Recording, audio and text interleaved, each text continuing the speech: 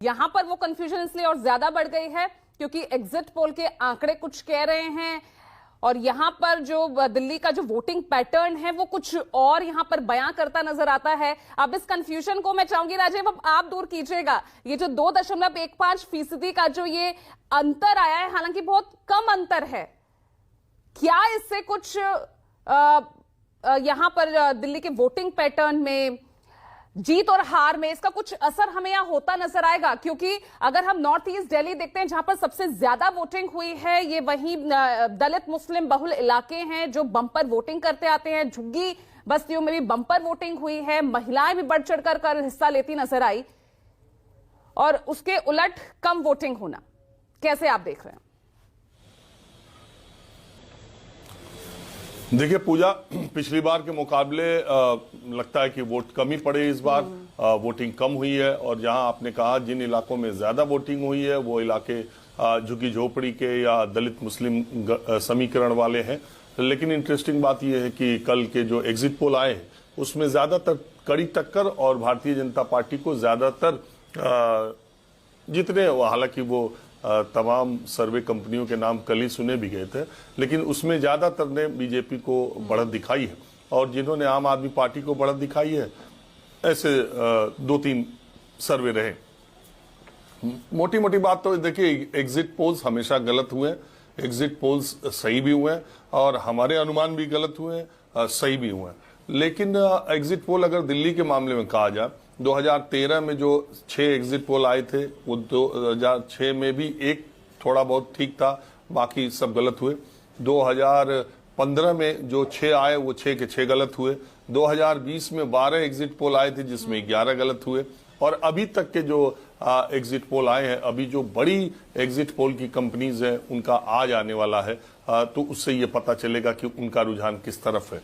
लेकिन मोटे तौर पर मैं 3 बातें कह सकता हूं दिल्ली चुनाव के बारे में, जो बहुत पहले से आपके कार्यक्रम में मैं इशारा कर रहा हूं। पहली बात तो यह है कि नुकसान सब कुछ आम आदमी पार्टी का होगा और गेन भारतीय जनता पार्टी का होगा। भारतीय जनता पार्टी की सीटें बढ़ेंगी, भारतीय जनता पार्टी का वोट प्रतिशत बढ़ेगा। पहली बात तो यही है कि नुकसान आम आदमी पार्टी का होना तय है। दूसरी बात है कि दिल्ली में दिखाई दी 10 साल के शासन के बाद अरविंद केजरीवाल की सरकार और आम आदमी पार्टी का वो आकर्षण दिल्ली के चुनाव में कल नहीं दिखाई दिया जो पहले के 2 चुनाव में था। और तीसरी बात ये कि भारतीय जनता पार्टी बहुत सारी सीटों पर बहुत ही मजबूती से लड़ी है, और बहुत सारी सीटों पर उसने आम आदमी पार्टी की सांसें फुला दी।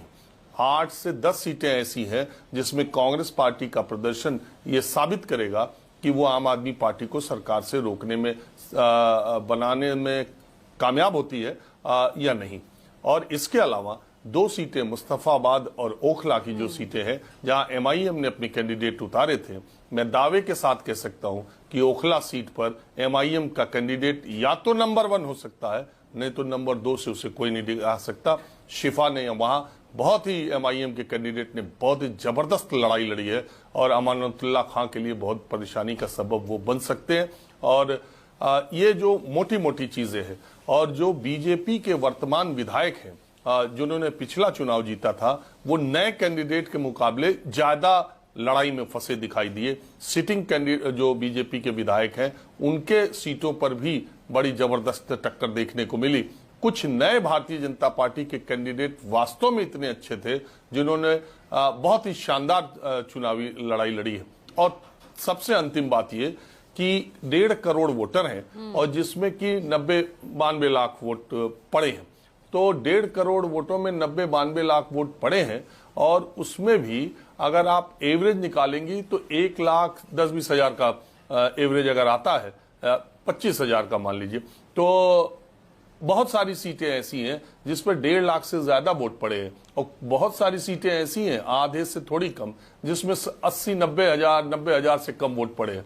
और जब ये वोट और कोई भी भारतीय दिल्ली की सीट का जीत का अंतर मुझे नहीं लगता इस बार 50 सीटों पर आप देखिएगा, जो मेरा देखना है 50 सीटों पर 10,000 से कम का जीत हार का मार्जिन होगा। और ऐसी स्थिति में कोई एग्जिट पोल या कोई अनुमान लगाने वाला सही हो जाए, तुक्केबाजी से सही हो सकती है, मैं भी कोई तुक्का लगाऊं, आपको मालूम है मुझे बहुत सारे लोग मिल जाते हैं जो कहते हैं कि मैंने 240 ही लिखा था एक एक सीट, उन्हें 10 सीटें नहीं पता, लेकिन उन्हें यह मालूम था कि बीजेपी को 240 मिलेगी। तो ऐसे लोग मिल सकते हैं, तुक्केबाजी सही हो सकती है, लेकिन कोई व्यक्ति मेथोडोलॉजी से कह दे, मुझे लगता है ये मुश्किल है। पार्टियों ने अपने अपने तरीके से भी एग्जिट पोल कराए हैं। दोनों पार्टियों का ये कहना कि उनकी पूर्ण बहुमत की सरकार बन रही है, और कई तो ये कह रहे हैं, बीजेपी वाले कहते हैं कि एक तरफा उनको जीत मिल रही है 50 से ज्यादा, और दूसरी तरफ आम आदमी पार्टी वालों ने भी जो सर्वे कराया वो भी कह रहे हैं कि 48 सीटों से ज्यादा कम उन्हें नहीं मिल सकती। तो इंतजार 8 तारीख तक करना होगा। जो 3 महत्वपूर्ण बातें थी इस चुनाव की वो मैंने आपको बता दी। ठीक है।